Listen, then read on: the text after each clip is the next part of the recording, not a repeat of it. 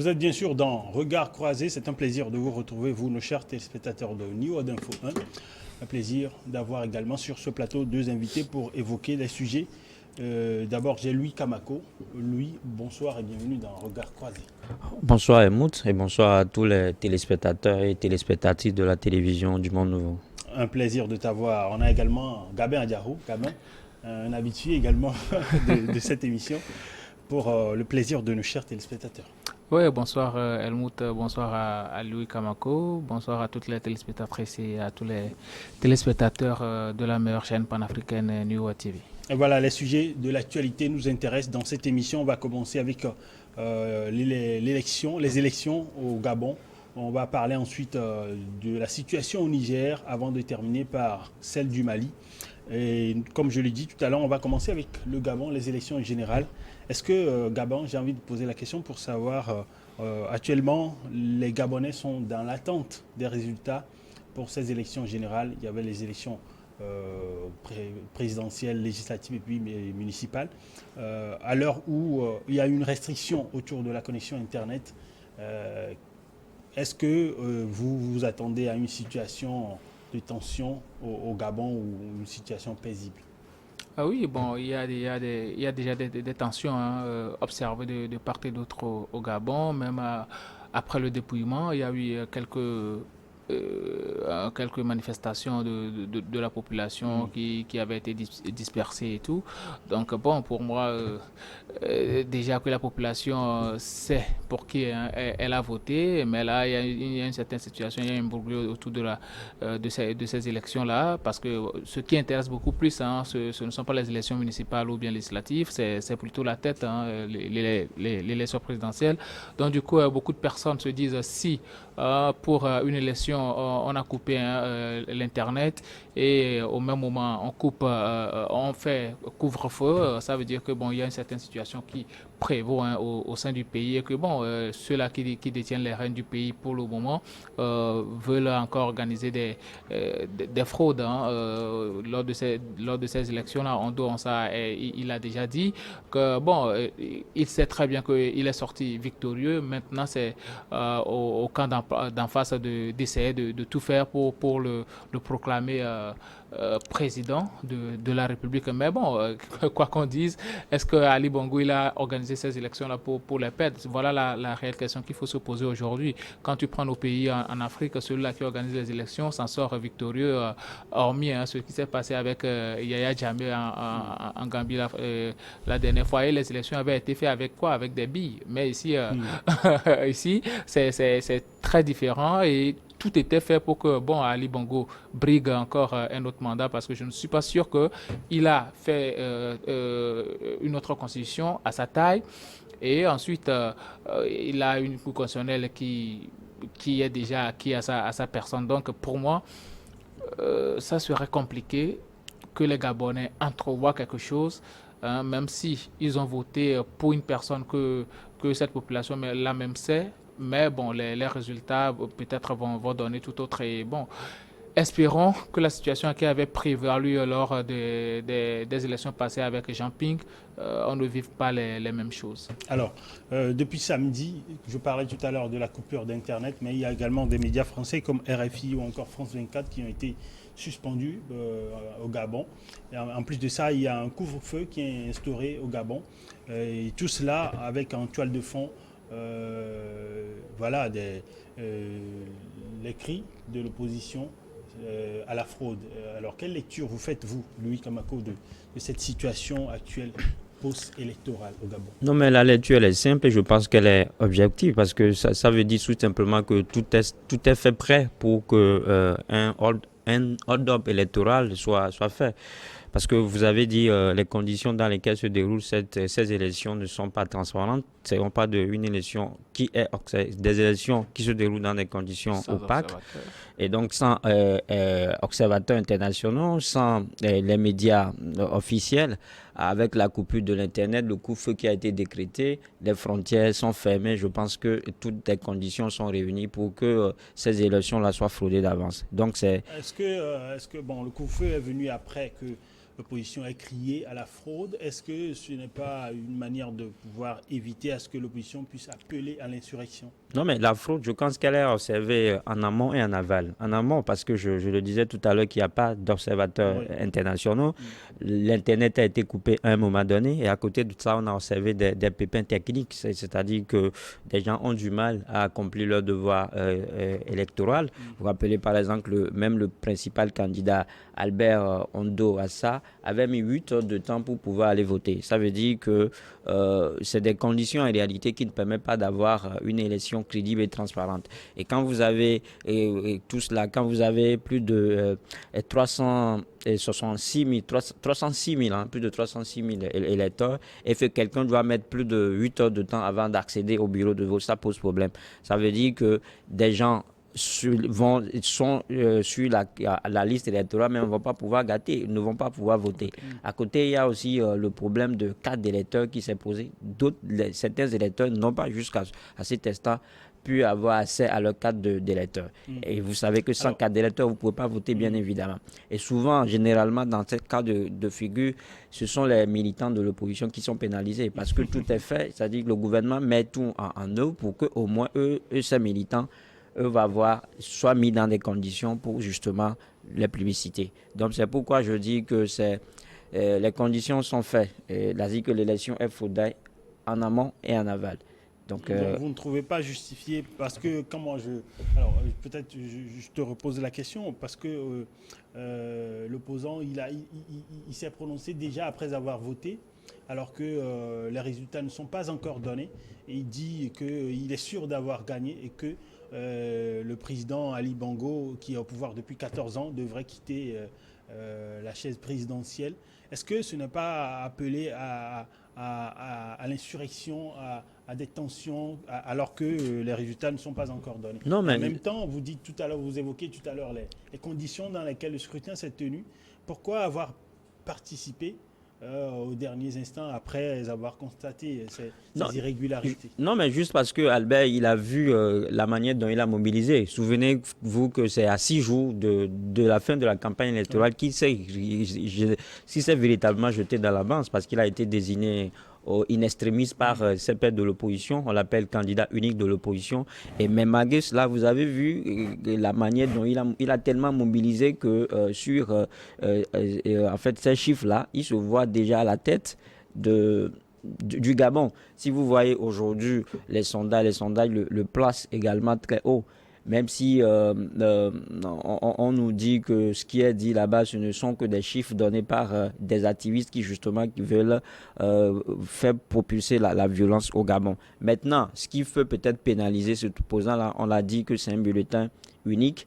Et quand on dit bulletin unique, c'est un bulletin unique à mon avis parce que c'est une contrainte à soi. Et quand vous voyez l'opposant principalement, lui n'a pas de parti politique au Parlement. Ouais. Ça veut dire qu'il peut gagner la présidentielle, mais il n'aura pas la majorité au Parlement. Donc c'est aussi ça les pépins. Donc c'est pour vous dire qu'en réalité, comme on le dit, Ali Bongo, lui, n'est pas en difficulté. C'est-à-dire que tout est fait prêt. Il est peut-être en roue libre pour un 3e mandat de plus.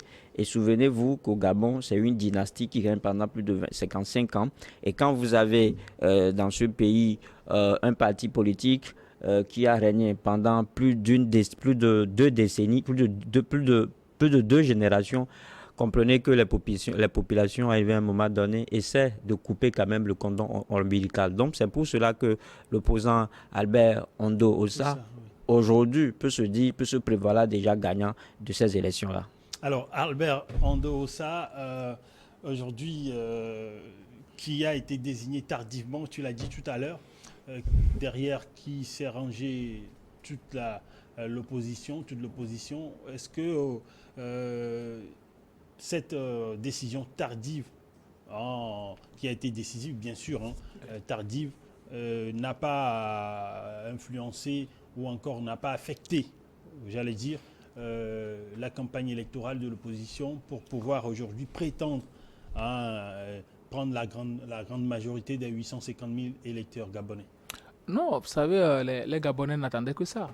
Et ils ont toujours clamé qu'ils veulent un candidat unique et tout. Donc, quand on a désigné en dehors de ça, bon, toute la population s'est quand même rangée à ses côtés. On a vu ces campagnes, ce sont déjà des milliers de personnes qui se déplacent à chaque moment pour aller le voir et écouter son discours. C'est quand même, hein, parmi les deux candidats, c'est quand même le seul qui a eu à présenter et à défendre son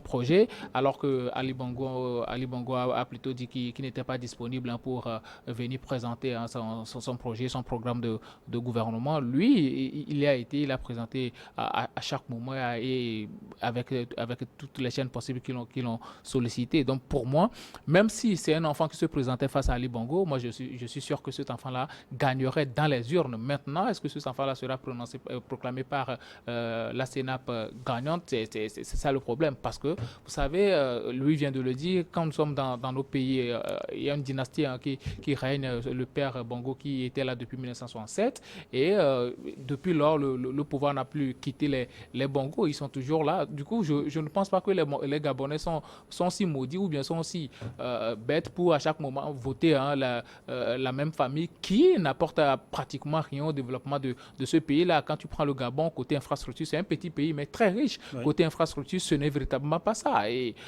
aucun Gabonais ne dira le contraire. Je suis sûr que les Gabonais aujourd'hui veulent voir quelque chose d'autre, veulent voir une autre façon de gérer le pays.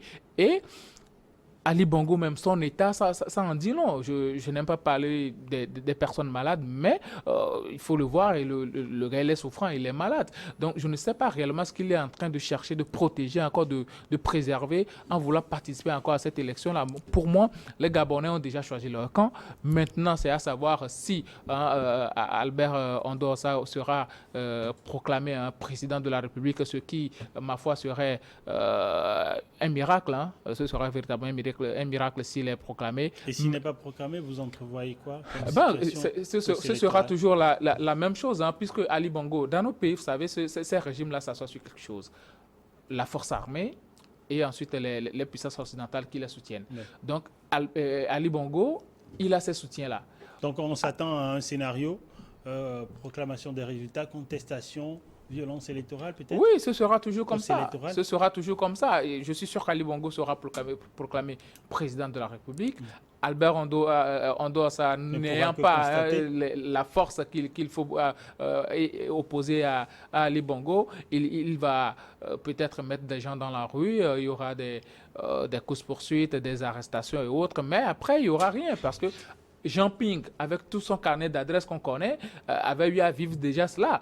Et Albert Ondorsa, c'est quelqu'un qui est aussi adoubé par la métropole, mais véritablement, il est assez minime, hein, quand on veut comparer les carnets d'adresses, il est assez minime par rapport à Jean Ping. Donc pour moi, certes, je peux le dire, il va gagner dans les urnes, mais il ne sera pas proclamé. Ali Bongo sera proclamé, il y aura des frustrations de la population qui va, pendant quelques jours, faire des manifestations, mais bon, ça n'aboutira pratiquement à rien, je t'assure. Et lui, tout cela se passe sous les yeux des communautés régionales et puis internationales. Vous constatez cela comment? Est-ce que vous reprochez aujourd'hui, par exemple, à l'Union africaine ou encore aux organisations internationales de ne pas pouvoir agir efficacement par rapport à cette situation où des élections se déroulent sans observateurs internationaux ou encore où les élections et l'Internet et les médias étrangers sont quasiment exclus du processus? Oui, je crois qu'on l'a toujours dénoncé ici, l'inattention de la CEDEAO à ne pas justement éviter les crises en amont. C'est ça qu'on est en train de constater aujourd'hui au Gabon. Et moi, je l'ai toujours dit que quand vous prenez les tests de la CEDEAO, il y a un toujours qui me tient à cœur. Il y a ce test-là qui interdit en fait aux États de toucher à la constitution à 6 mois d'une élection. Mais malheureusement, ça n'a jamais le cas. Au Gabon également, on a constaté que à 5 mois justement de ces élections-là, des élections présidentielles, législatives et locales, le test a été touché aux grandes dames en fait de l'opposition qui justement est contrainte de jouer au jeu du pouvoir. Donc ça veut dire que quelqu'un l'a dit, Ali Bongo sera programmé président de la République pour un mandat de plus. il y aura des contestations, il y aura des manifestations et après il y aura des tueries. Des gens vont encore perdre des vies aujourd'hui. Et ça dit que généralement, quand vous voyez ce qui se passe dans la sous-région, toujours dans la sous-région ouest-africaine, il n'y a aucun président un président sortant qui a organisé une élection et l'a perdu. Ça s'est passé ici au Togo en 2020. Le président Fonya Singbe s'est représenté, il a gagné les élections avec plus de 72%. Alassane Ouattara de la Côte d'Ivoire l'a fait. Il a également gagné ses élections au Lémé. Mais cela ne prouve rien du tout. Patrice Talon en a fait la même chose, même au Ghana, qui est un pays anglophone, qui essaie justement de se démarquer de l'eau, mais depuis l'arrivée du président Nana Addo Akufo, les choses ont changé. Nana Addo Akufo s'est représenté et il a gagné également ses élections. Alpha Condé s'est représenté pour un troisième mandat contestable et constaté et il a remporté les élections. Il en a remporté également. Donc, ça dit que c'est une loi non inscrite pour les États de l'Afrique de l'Ouest. Il n'y a aucun président qui organise une élection pour les perdre. Et encore moins que Ali Bongo, Ali Bongo, sur qui une enquête, des enregistrements ont été menés ou bien des enquêtes ont été menées qui ont attesté justement que aujourd'hui, il n'a plus la capacité intellectuelle de gouverner, mais qui s'accroche au pouvoir. Ça veut dire que s'il se représente de nouveau, il est sûr de gagner ces élections-là. Donc, c'est pour ça que je dis que tout ça, c'est une élection. Ce sont des élections sans suspense. Il n'y a pas d'enjeu. Le gagnant, il est connu d'avant. Tout ce qui se fait là-bas, là, ce n'est qu'un jeu. Et que si la CEDEAO n'intervient pas maintenant pour éteindre le feu, je crois qu'on va continuer. Peut-être. Pas déplorer malheureusement les coups d'État, parce que quand vous voyez les réactions des internautes et tout, même les réactions recueillies là-bas à Libreville, les choses vont très mal, parce que les gens sont prêts à en découdre, les gens sont prêts à en découdre avec les forces de l'ordre et de sécurité, si réellement ce hold-up électoral arrive à être réalisé. En tout cas, on attend peut-être des réactions un peu plus fermes de la communauté économique des États de l'Afrique centrale ou encore monétaire de l'Afrique centrale. On va observer la pause, revenir après pour évoquer d'autres sujets.